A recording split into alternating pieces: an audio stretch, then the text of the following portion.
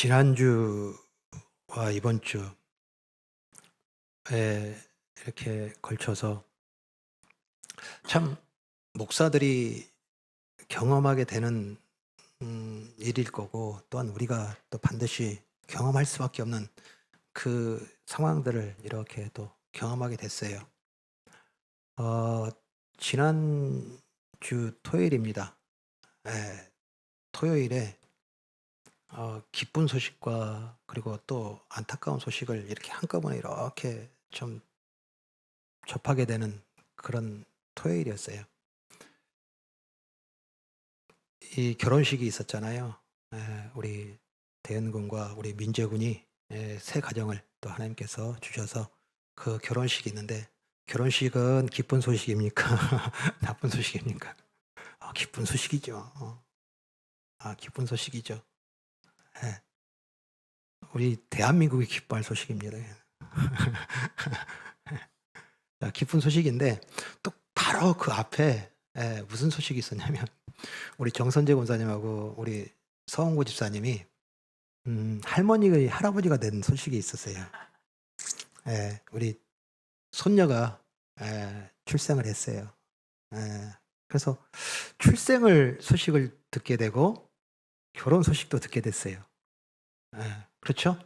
어찌 보면 우리가 참 인생을 돌아보면 이 출생과 또 이 결혼이라고 하는 것은 어찌 보면 우리의 삶 속에서 반드시 거쳐야 되는 그 과정에 이 두 가지 아주 기쁜 소식에 대한 부분들을 접하고, 우리 대훈 형제 우리 결혼식을 집례를 하고 돌아오는 중에 전화가 하나가 왔어요. 전화 한 통이 왔는데, 그 전화가 뭐냐면 저희 사촌 형님이 전화가 왔습니다. 고모부가 소천하셨다고. 그래서 87이신데 조금 이렇게 많이 좀 나파하시다가 이렇게 소천을 하셨어요. 그러니까 기쁜 일 만나고 오는 중에 전화로 그 슬픈 또 소식을 듣게 됐어요. 자, 그리고서는 이제 돌아왔는데, 가서 이제 다음날 주일 예배 드리고 오후에 우리 저 광양 옥곡이라는 곳에 장례식장이 있어서 이제 거기를 또 다녀왔어요.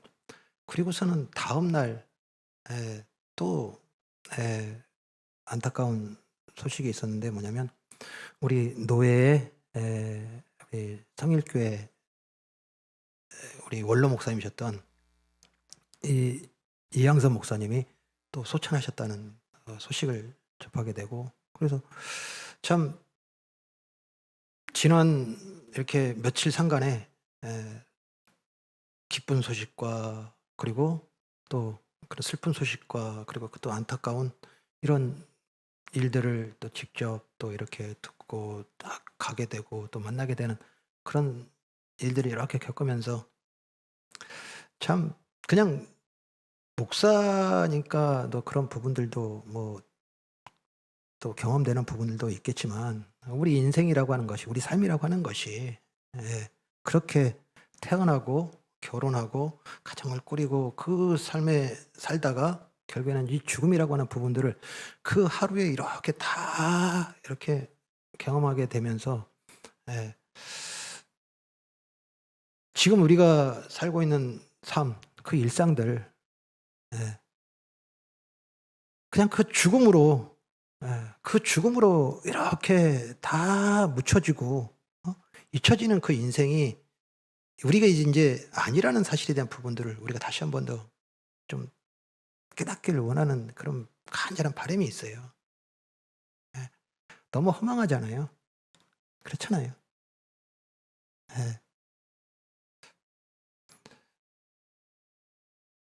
우리 정선재 권사님의 이 손녀가 출생, 대윤 형제의 결혼, 민재 형제의 결혼, 그리고 우리 이 고모부의 죽음, 그리고 그 원로 목사님의 그 죽음, 이 모든 것을 통하여서 분명히 우리에게 우리 인생들의 어떤 모습에 대한 부분들은 분명히 여기를 벗어나지 못해요. 여기에 좀 그 틀 안에서, 그 안에서, 그리고 그 시간 속에서, 그 역사 속에서 우리는 삶을 살고 있는데, 그 삶에 대한 부분들을 죽음으로 끝나면서 그냥 그렇게 잊혀지고 버려지는 그런 삶이 아니라는 사실에 대한 부분들을 우리 구원받은 하나님의 백성들은 분명히 알게 됐단 말이에요. 아멘. 네. 하나님께서 우리를 구원하시고 이제 우리에게 주신 첫 기쁜 소식과 첫 의미 있고 참 가치 있는 우리에게 주신 그 복음이 무엇이냐면, 우리 에베소서 1장 10절 보겠습니다. 하늘에 있는 것이나 땅에 있는 것이 다 그리스도 안에서 통일되게 하려 하심이라. 하늘에 있는 것이나 땅에 있는 것이 다 그리스도 안에서 통일되게 하려 하심이라. 아멘. 우리 육신에 그 무덤에 묻히고 그리고 그 죽음으로 끝나는 그 인생을 통일된다고 얘기를 안 해요. 통일된다고 얘기를 안 해요. 그 죽음은 그냥 땅의 역사인 거예요. 땅의 뜻인 거예요. 땅에 있는 것이에요. 그러나 우리가 구원받은 하나님의 백성들은 이제 그 땅의 역사가 아니라 하늘의 뜻이, 하늘의 역사, 그 영원한 영생의 역사가 우리 가운데 주어졌고, 이제 그 뜻을 우리가 태어나서 결혼해서 그 모든 삶을 살고 그 죽음에 이르고 다시 부활하여서 그 영원한 영생을 살게 된 우리는 하늘의 뜻이 이 땅에 이루어지는 은혜의 삶, 그 하나를 살게 된 이 복음이 우리에게 주어진 것이 너무나 큰 은혜인 거예요. 네? 너무나 큰 은혜인 거예요.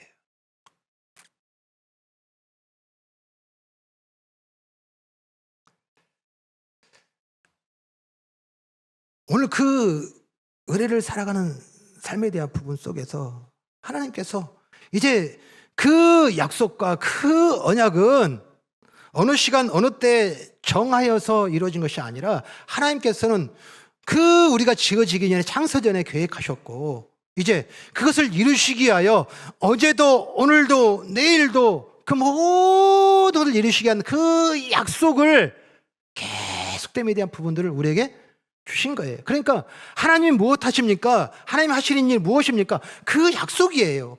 하늘에 있는 것이나 땅에 있는 것이 다 그리스도 안에 통일되게 하려는 것이 하나님의 일인 거예요.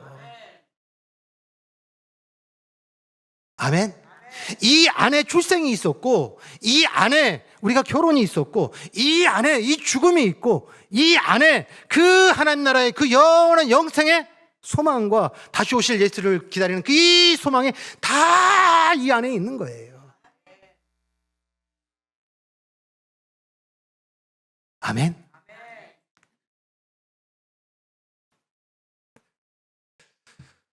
그래서 하나님께서는 이제 이 땅의 역사가 아니라 이제 내 뜻과 그리고 내 계획과 내 약속에 대한 부분들을 너에게 주었으니 뭐 하라고요? 우리 지난 시간에 나눴어요. 여호수아에게 일어나서 내가 주기로 한 그 땅으로 들어가라.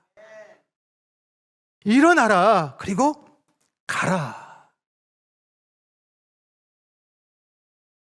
일어나라, 가라 라고 하는 것에 대한 부분을 지금 하나님께서는 가서 너가 차지해, 너가 뭔가를 만들어, 뭔가에 대한 부분들에 대해서 너희가 지금 어떻게 그들을 다 물리치고 그리고 다 없애고 너희의 성과 너희의 땅에 대한 부분들을 한 것이 아니라 하나님께서는 뭐라고 말씀하시면 그 땅을 주었노니 라고 해놨어요.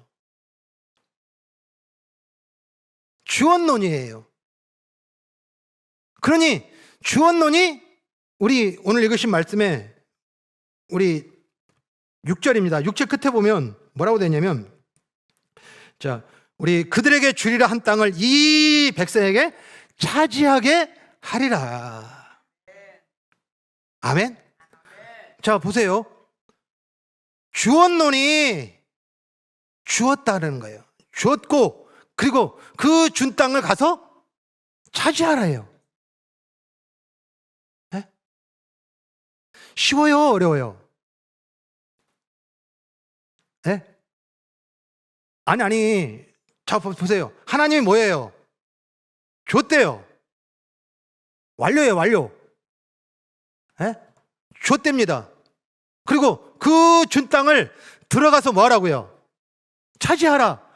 쉬워요, 어려워요?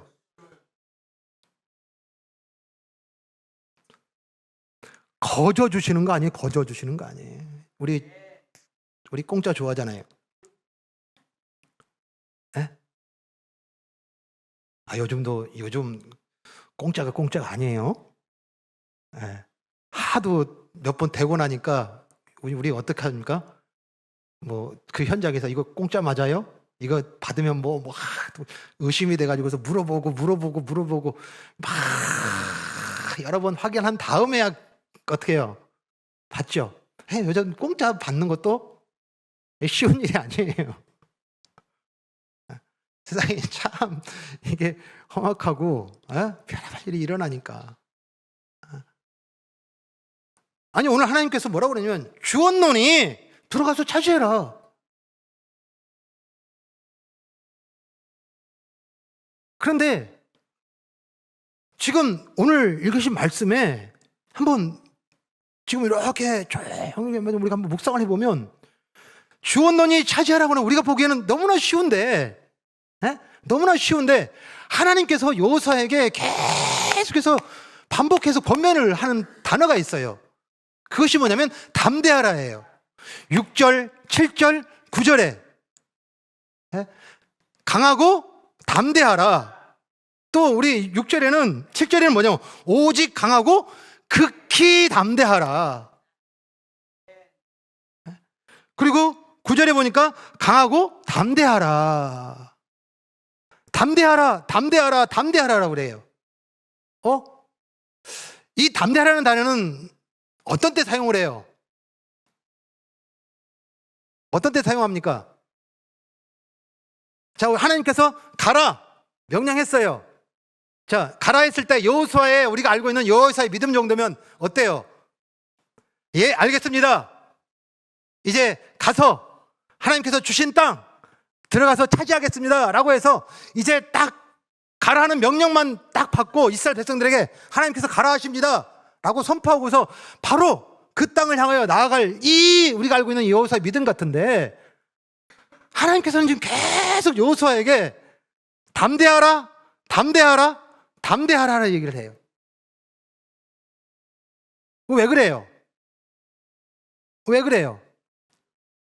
우리가 뭔가에 대한 부분들을 우리가 계획하고 그리고 그것에 대해서 시행을 해야 되는데, 우리는 그 시행을 하기 위하여 뭐 하게 돼요? 주저하게 되죠. 머뭇거리게 돼요. 오늘 여호수아가 그리고 그 이스라엘이 그 하나님께서 주었으니 차지하라 라고 하는데 머뭇거린 거예요. 이 9절 볼까요? 9절 보면 내가 내게 명령한 것이 아니냐, 강하고 담대하라, 두려워하지 말고 놀라지 말라. 자, 여기에 지금 두려워하지 말고 놀라지 말라라는 이 말씀을 하셔요. 즉 지금 여호수아가 어떻다는 거예요? 마음에, 감정에, 상황에 두려움이 생기고 그리고 놀람이 생긴 거예요. 그러니까 두려움이 생기고 놀람이 생기니 이게 바로 움직여져요? 아니면 자꾸 머뭇거리게 돼요? 머뭇거리게 되는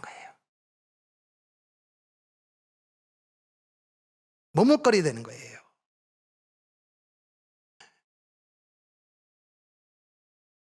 머뭇거리는 이유가 뭘까요? 머뭇거리는 이유가, 한번 우리 당시 이스라엘의 상황에 대한 부분들을 보고 그리고 우리 앞에 이 정탐하고 돌아와가지고서 출애굽기에서 그 가나안 땅을 보고 온 이 정탐꾼들의 보고 내용이 있어요. 그 가나안 거민은 어떻다고요? 장대하고, 예? 그리고 그들은 성이 높고, 그리고 그들의 무기는 우리는 모두 다 깨트릴 만한 큰 능력을 가졌고, 그래서 우리는 그들의 뭐다? 메뚜기. 예? 그 장대함이 현실이고, 그리고 그 높음이 현실이고, 그 웅장함이 현실이고, 그리고 그 무기의 위용이 현실이며, 그렇게 비춰봤을 때 이스라엘은 뭐 어떻다는 거예요? 메뚜기. 한번 현실적으로 보세요. 그들이 130년 동안, 우리 130년, 150년 동안을 뭘로 살았어요? 노예예요, 노예로 살았습니다. 그러니까 노예로 살았기 때문에 그들이 어떤 병역 훈련이라든가 아니면 싸움의 어떤 그런 전략들을 훈련을 받고 또 했던 것도 아니에요. 그러니까 지금 특히 이 광야에서 그 43년 동안을 지내면서 싸움이 있긴 있었지만은, 그러나 뭐예요? 큰 싸움이 아니라 하나님의 일방적인 그 싸워 이겨주심의 그 현장을 경험한 것이지, 그들이 전략적으로 뭔가에 대한 부분을 준비하고, 그리고 훈련시켜가지고서 아주 정의 병을 만들고, 그리고 이런 때는 이렇게 하고, 또 무기를 개발을 해가지고서 싸울 만한 무기들을 이렇게 생산을 하고 할 수 있는 것들이 없었어요. 그런데 당장 들어가서 싸워야 될, 그리고 그 현장은 어떤 현장인 거예요? 그들의 장대함을 받고, 그리고 그 성의 튼튼함과 웅장함을 받고, 그리고 그들의 그 무기의 위용을 본 그 이스라엘, 그곳으로 가라, 너에게 주었으니 들어가 차지해라 라고 하는 것이 들어와요, 못 들어와요? 못 들어와요.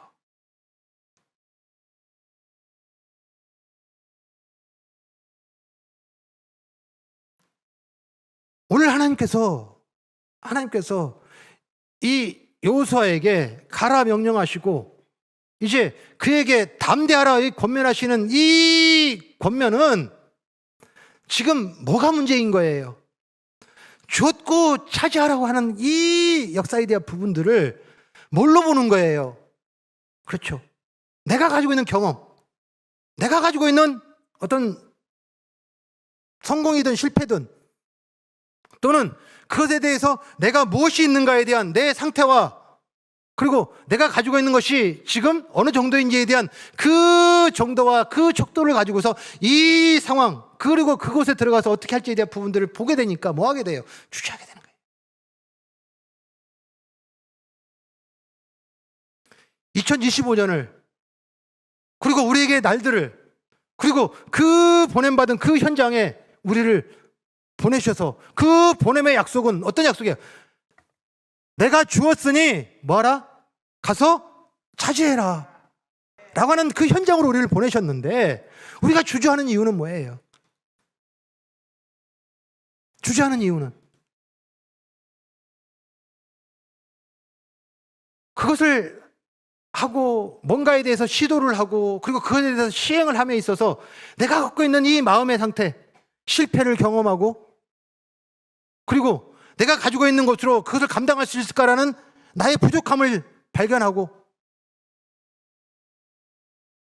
이것으로 말미암아 그것이 된다 안 된다라고 하는 것으로 내 주관적이며 내 객관적인 이 현실의 내용으로 그 상황을 바라보고 그 현상을 우리가 대응하고 있기 때문에 뭐 하더라는 거예요.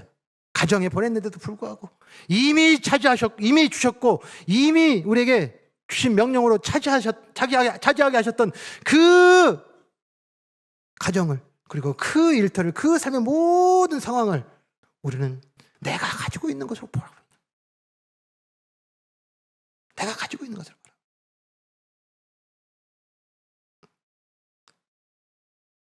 내가 실패를 경험한 거, 또는 내가 뭔가 성공하여서 그것을 이룬 것에 대한 경험, 또 내가 뭔가에 대한 부분들, 남들보다 다른 것에 대한 특별한 재능에 대한 부분들, 그리고 살펴보니 나는 이런 부분이 부족해 라고 하는 이 부족한 부분들, 온통 내가 뭘 가지고 있나, 내가 뭘 할 수 있나를 가지고서 바라보고, 그리고 그것을 대면하고 살아가고 있으니까 어떻게 해요? 주저할 수밖에 없는 거예요. 주저할 수밖에 없는 거예요.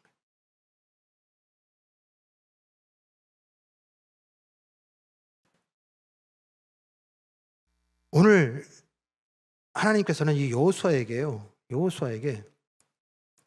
뭐라고 말씀하시니? 담대하라, 담대하라 하시면서 놀라운 하나님의 또 그 일하심과 그리고 그 은혜를 그 여호수아에게 선포를 해요.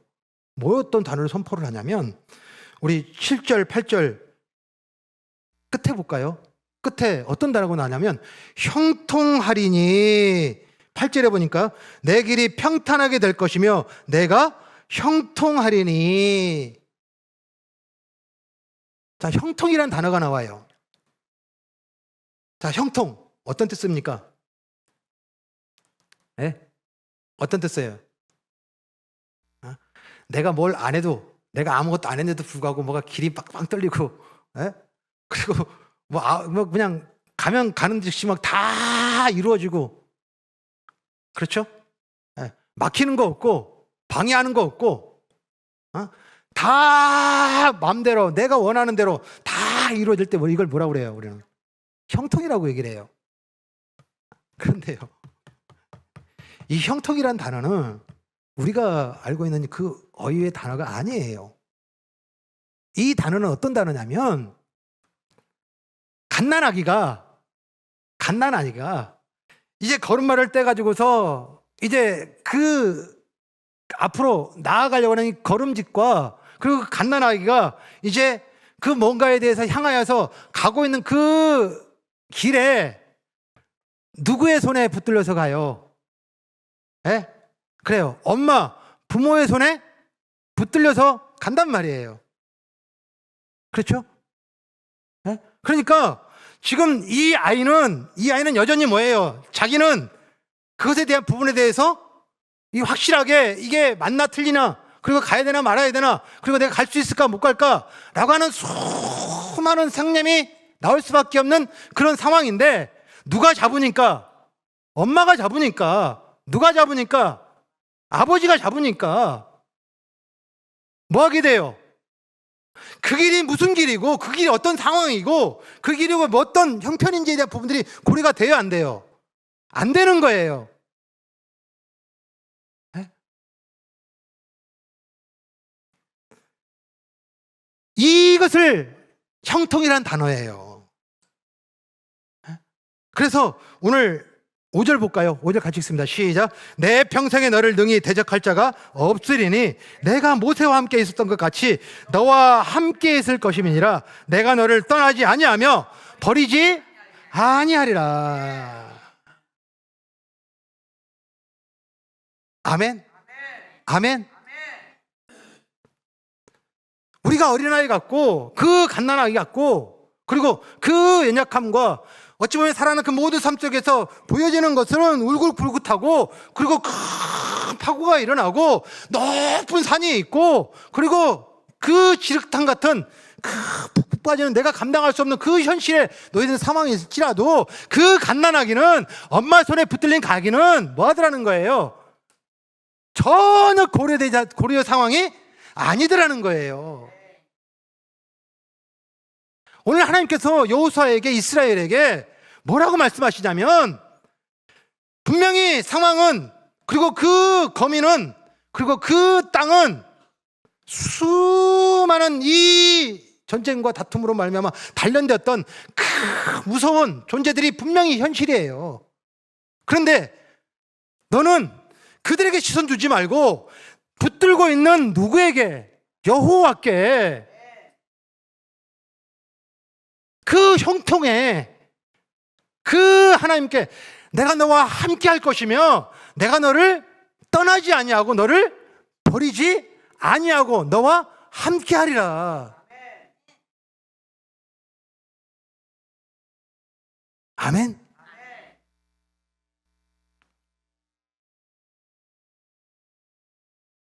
이 약속까지, 그리고 이 은혜까지 가진 우리가 우리의 삶의 현장에서 여전히 주저하고 있는 그 근본적인 이유, 근본적인 이유.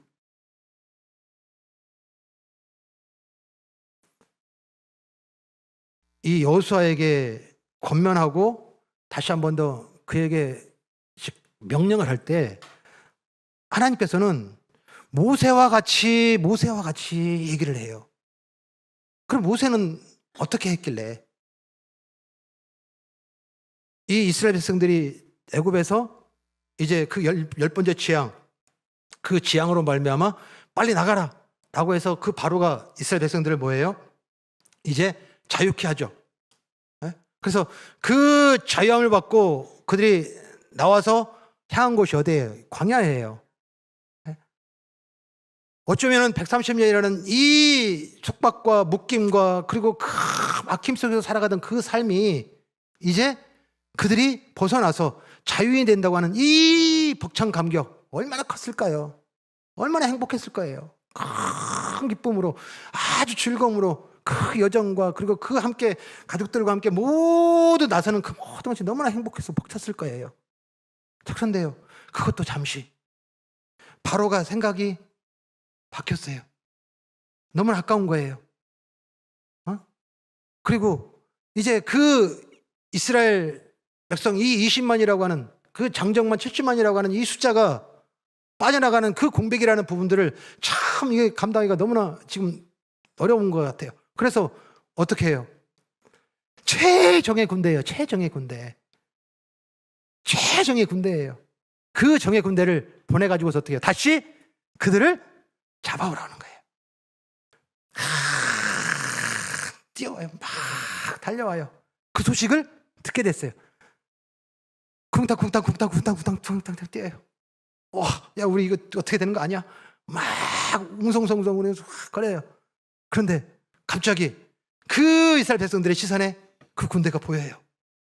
그런데 그들이 그 군대가 보이는 시점에 다다른 곳이 어디냐면 홍해예요.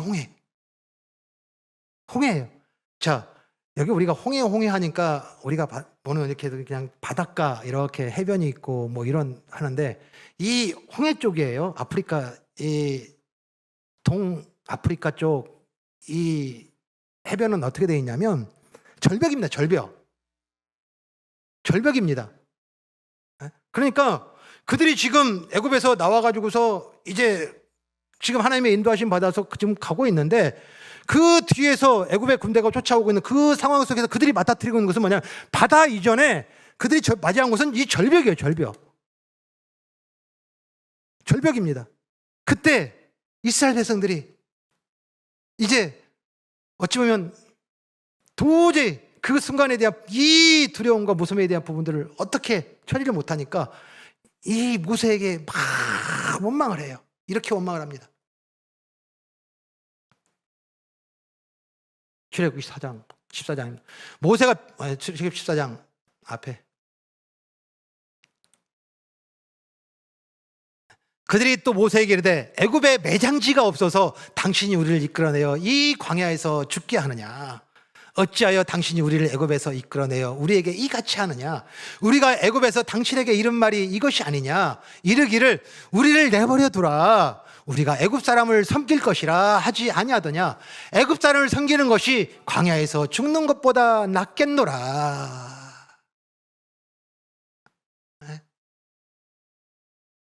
얼마나 지금 상황이 급박하고 얼마나 무섭고 얼마나 두려우면 죽음의 이야기를 해요.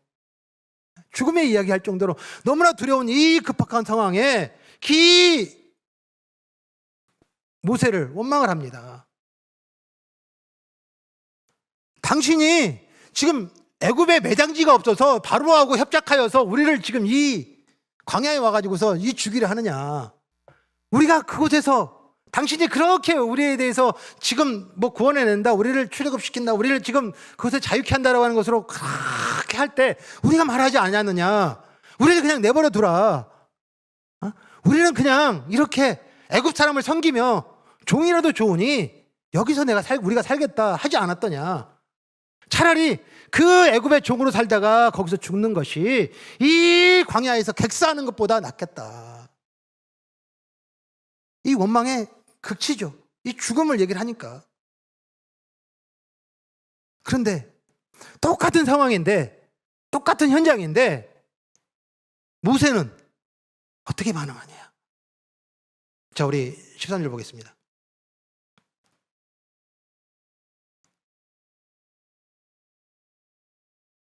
13절. 14장 13절. 다음. 모세가 백성에게 이르되 너희는 두려워하지 말고 가만히 서서 여호와께서 오늘 너희를 위하여 행하시는 구원을 보라. 너희가 오늘 본 애굽 사람을 영원히 다시 보지 아니하리라. 여호와께서 너희를 위하여 싸우시리니 너희는 가만히 있을지니라. 그 상황을 여호수아는 뭘로 봤어요? 우리가 맞이하여서 싸울 상황이에요? 내가 뭔가를 어떻게 해야지만이 극복하고 해결할 수 있는 그 문제의 상황인 거예요. 내가 뭘 가지고 있나? 내가 뭘 할 수 있나? 라고 그것을 내가 가지고 있는 점검하여서 그것에 대해서 어떻게 할까라고 하는 것으로 극지 걱정하고 그리고 두려움으로 염려함으로 대하는 상황이에요? 아니에요. 그 상황을 어떤 상황으로 봤어요? 여호와의 싸움이니라. 여호와의 싸움이니라. 너희는 가만히 있을지니라.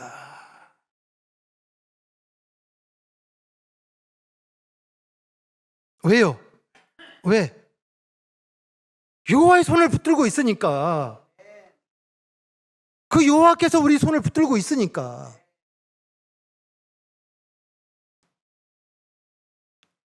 오늘 우리가 분명히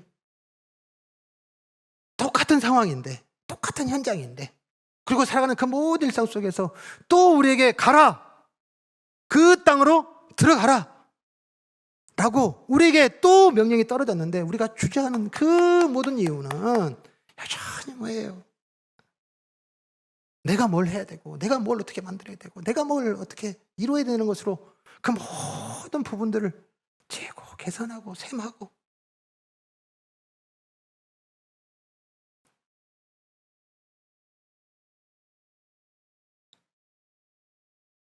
우리 성경에 또한 참 많은 우리 선진들, 이 믿음의 선진들은 그렇게 그 여호와의 싸움과 여호와의 함께 하심에 대한 부분들을 소망하면서 살아왔던 삶인데, 성경의 가장 삶, 하나님 마음과 합했다고 하는 이 다윗도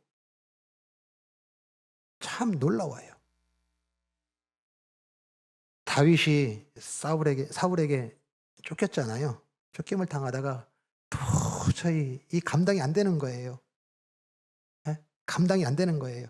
이 감당이 안 되니까 결국은 선택한 선택지가 어디예요? 블레셋이라는 곳으로 도망갑니다. 블레셋으로 도망가요. 블레셋은 어떤 땅입니까? 이 서로 지금 적대적인 나라이며 특히 이 다윗에게 감정이 별로 안 좋은 땅이란 말이에요. 그런데 오죽했으면 그 사울에 쫓기다가 더 이상 거기서 못 견디니까 블레셋으로 와가지고서 이제 항복합니다, 투항합니다, 당신에게 충성하겠습니다 라고 맹세까지 하고, 심지어는 뭐예요? 사람들이 믿지 않으니까 미친 척해요. 그 골리앗을 이겼던, 그리고 당신들이 지금 알고 있었던 그 다윗은 아닙니다. 이미 능력을 잃었고 아무런 능력이 없는 사람입니다 라고 하는 것으로 미친 척까지, 이 정신 이상한 모습까지도 보여줘요. 그래서 어떻게 해요? 반신반의하면서 이 블레셋 사람들이 그 땅을 할애를 해서 이스라엘 백성들이, 함께하던 이스라엘 사람들이 같이 머물게 돼요. 그런데 이 다윗을 믿어요? 못 믿죠? 그래서 그것을 시험하긴 순간이 왔어요. 어떤 순간이냐면 이스라엘과 전쟁을 하게 됐어요. 이스라엘과 전쟁하게 됐습니다. 그래서 이제 사람들이 그가 우리에게 충성하겠다면, 그리고 그 이스라엘 버리고 왔다면 이제 그가 나아가서 선봉으로 그 이스라엘과 싸우게 하십시오 라고 그 신하들이 그 왕에게 지금 제안을 해요. 그 왕이 뭐예요? 명령을 합니다. 그래, 네가 이번에 가서 충성을 한번 보여라. 분명히 너희가 지금 이스라엘과 지금 대적하고 이제 원수된 것에 대한 부분들을 사람들에게 보여라 라고 해서 그 전쟁에 참여할 것을 명령합니다. 너무나 지금 멘붕 상태가 돼버리는 거예요. 너무나 지금 어려운 상황이 돼버린 거예요. 자, 그런데 정작 전장에 나아가서 이제 출격을 했는데 전장에 맞닥뜨리는 상황 속에서 블레셋 안에서 그래도 못 믿는 거예요. 만약에 이 다윗이 또 다시 사울과 또 다시 이스라엘과 연합을 해가지고 우리의 뒤통수를 치고 우리를 또 다시 공격하면 큰 해가 되니까 그 전쟁의 선봉장으로 보냈던 그 계획을 취소하고, 야, 너 그냥 고향으로 가라. 너 우리 할애해준 너희 땅으로 가라. 라고 돌려보냅니다. 얼마나 다행이겠어요. 예? 여기서 다윗은 할렐루야 했겠죠. 아이고 하나님 감사합니다. 라고 그 안도하고서 집으로 돌아와 보니 집이 어떻게 돼 있어요? 그 땅이 어떻게 돼 있어요? 그 아모리 사람으로 인해 가지고서 그 남겨졌던 그 식솔들과 어떤 사람들이 남아져 있었어요. 이 나약하고 병들고 그리고 약한 그 여자들과 그리고 그 노인들만 남아있는 그 식구들이 다 잡혀가 버렸어요. 그리고 재물은 당연히 다 탈취해서 탈취가 버렸어요. 그 대적할 수 있는 그 순간에 안도하고서 아휴 다행이다 라고 와서 돌아온 그들의 현실은 그들의 가족들이 그리고 그 자녀들이 그리고 그 부모들이 다 포로로 끌려가고 그 모든 있는 재물까지 다 빼앗긴 상황을 만나뜨린 거예요. 다윗을 쫓아서 다윗이 결정하여서 이 블레셋까지 와가지고서 여기 와서 참 믿는 것도 어려운데 이런 말도 안 되는 상황을 만나니 이 사람들이 그 함께했던 사람들이 어떻게 돼버려요? 다윗을 곧 죽일 듯이 일어나요. 그때 그 상황에 참 저 같으면 어떻게 했을까요? 도망갔을 거예요. 네, 도망갔을 겁니다. 도망갔을 겁니다. 그런데 그 상황에 시편 27편 이 시를 기도하고 고백하고 선포하는데요.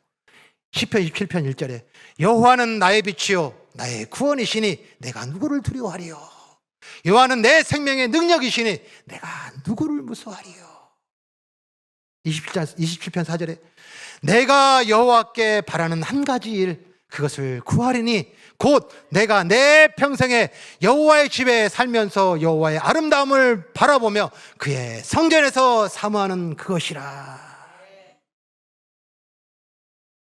여전히 하나님은 나의 어머니, 나의 부모, 이제 그 아기 같은 나를 붙들고 계시는 나의 빛이시고 나의 구원이시며 나의 생명의 능력이십니다. 하나님, 이 상황에 또 이 현실이 내 마음에 차지하지 않게 하시고 내 마음에는 그 여호와의 집이 되게 하시고 그리고 여호와의 아름다움을 바라보는 그 성전 되게 하여 주셔서 그 하나님과 함께함을 빼앗기지 아니하고 그 아버지의 약속을 빼앗기지 아니하고 그 부모가 이끄는 형통함을 빼앗기지 않게 하여 주시옵소서. 아멘. 뭐가 달라요? 뭐가 달라요?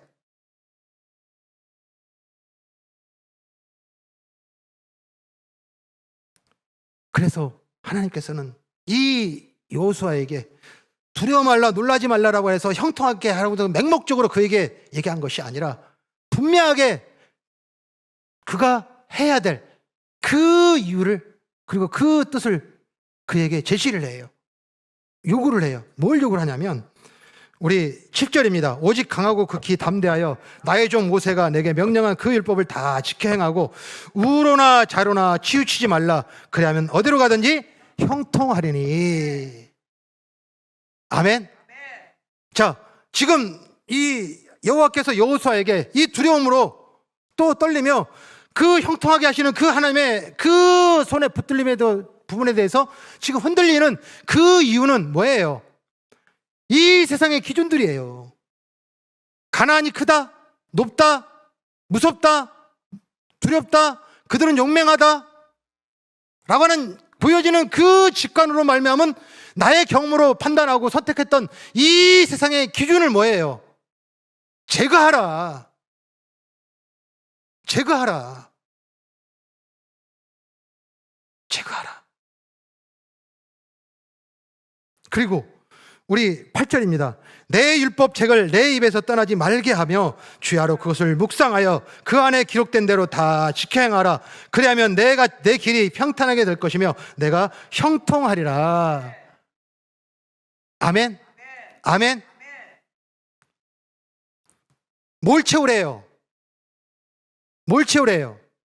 말씀을 채우래요. 말씀. 약속을 채우래요. 약속을 채우래요.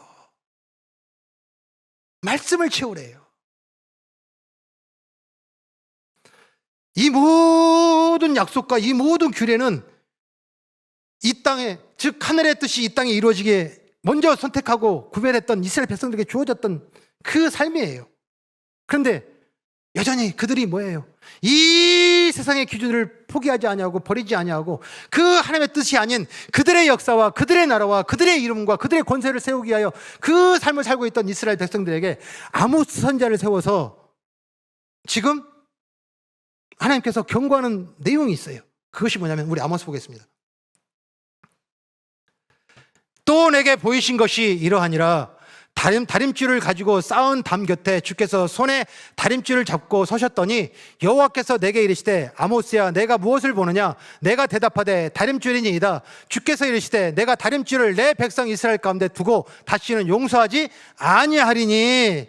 자, 지금 이 아모스에게 하나님께서 또 환상을 하나 보여주는데 그 환상이 무엇이냐면 지금 여호와께서 다림줄입니다. 이 다림줄이라는 것은 우리 예전에 우리 건축 방식에서 건축할 때에 이렇게 벽돌을 블럭을 이렇게 해서 쌓아 올리다가 그것이 이렇게 기울어지거나 아니면 틀어지는가?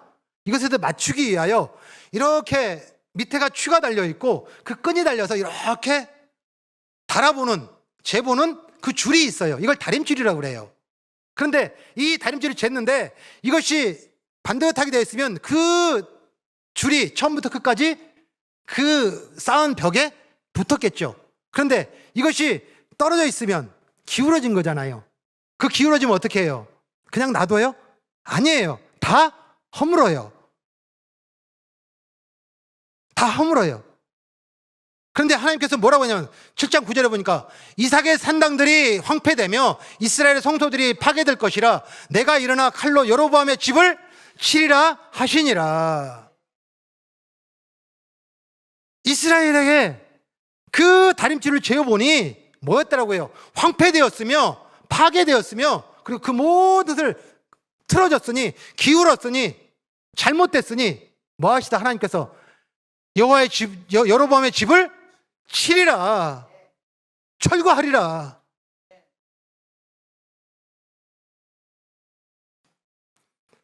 오늘 우리가 이 여호수아에게 주는 이 권면과 그리고 이 요구는 우리의 지금 오늘 바로 주저주저하고 있고 우리를 보내신 그 이유, 예수님이 답입니다. 예수님이 진리입니다. 예수님이 모든 우리의 삶의 열매입니다. 우리 자녀에게, 우리 가정에, 우리 일터에, 삶의 모든 보냄받은 현장에 그것을 말하라고 보냈는데 주저하는 이유는 아직도 이 세상의 기준들,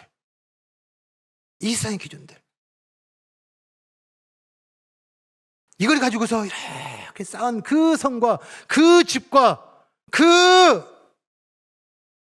나라는 어떻게 된다? 하나님께서 다 쳐 부수고 다 철거하리라 해요.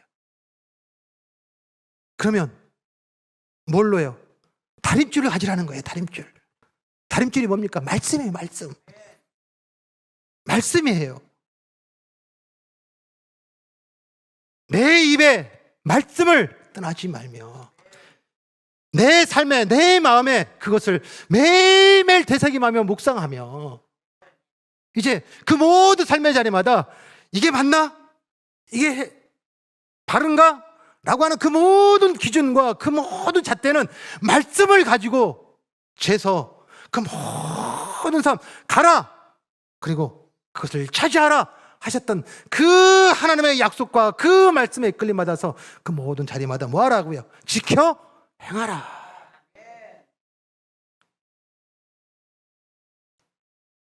아멘. 오늘 주신 말씀을 통하여서 우리에게 도전 주는 건 뭐예요? 우리가 흔들리는 이유는, 우리가 주저하는 이유는, 우리 안에 두려움이 생기는 이유는, 우리가 살아가는 삶 속에서 그 평안과 기쁨을 누리지 못하는 이유는 뭐가 없기 때문이에요? 다림줄, 그 여호와의 다림줄, 말씀이 없기 때문이고 말씀이 채워지지 않기 때문이에요. 뭘로 반응해요? 내 것으로 반응해요. 내 경험으로 반응해요. 내가 성공을 했든지 내가 실패를 했든지 내가 가지고 있든지 못 가지고 있든지 내가 뭘 어떻게 할 수 있을까라고 하는 것으로 여전히 반응하니까 이것을 뭐라고요? 그 다림줄에 재어보니 다 비틀어졌고 다 황폐하였으니 그것을 다 제거하고 철거하고 뭐라고요? 말씀의 다림줄. 말씀의 다림줄. 아멘. 말씀이 없어서 그래요. 말씀이 없어서 그래요. 말씀을 담으라는 거예요. 말씀을 담으라. 아멘. 오늘 주신 말씀 우리가 다시 한 번 더 기억하고 올해 우리가 우리 자녀들에 대하여 지금 주저하고 있어요. 다. 우리 가정에 지금 주저하고 있어요. 주저하고 있어요. 또 두려워하고 있어요. 또 놀라고 있어요. 빼앗길까봐, 잃어버릴까봐, 깨질까봐. 그거 뭘로 재고 있는 거예요? 그러니 좌우로나 좌로나 치우치지 말고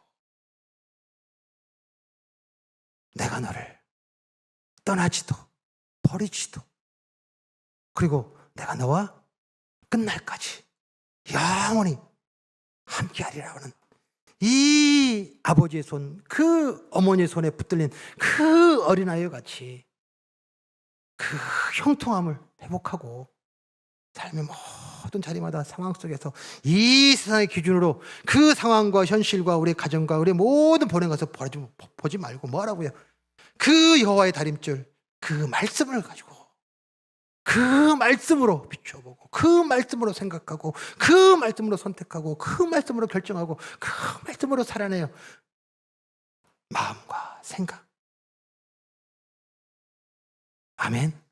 그 말씀을 살아내고 그 말씀이 이루어지고 그 말씀을 행함으로 말미암아 9절 같이 읽습니다. 내가 내게 명령한 것이 아니냐. 강하고 담대하라. 두려워하지 말라. 놀라지 말라. 내가 어디로 가든지 내 하나님 여호와가 너와 함께 하느니라 하시니라. 아멘. 아멘. 하나님은 분명히 증명하실 거예요. 그리고 이제 여러분들이 갖고 있는 우리에게 주신 그 말씀의 다림줄의 능력, 그 말씀의 능력을 분명히 우리 삶의 모든 자리마다 확인시키실 거예요. 바로 지금, 바로 그곳에서, 바로 그 사람에게. 아멘. 주저하지 말고 다시 한 번 더 담대하라. 담대하라. 형통하게 하리라. 그리고 내가 너와 함께 하리라. 그 하나님의 손에 붙들리고 그 말씀에 이끌려서 우리의 살아가는 그 모든 일상과 살아가는 그 모든 삶 속에서 하늘의 뜻이 이 땅에 이루어지나. 하늘의 뜻이 땅에 이루어지는 하나님이 예수님을 만나게 하시는 그 현장, 내 자녀, 내 가정, 내 이웃, 내 일터, 이 땅의 그 모든 사람들에게 우리를 통하여서 예수님을 만나게 하시겠다는 그 하늘의 뜻이 땅에 이루어지는 그 계획, 그 뜻, 아멘, 이루어지고 성취됨으로 말미암아 하나님께서 이루시는 그 놀란 의의 열매, 생명의 열매, 그리고 그 자유와 평강의 열매 삶 속에서 누리는 축복이 있기를 간절하게 축복합니다.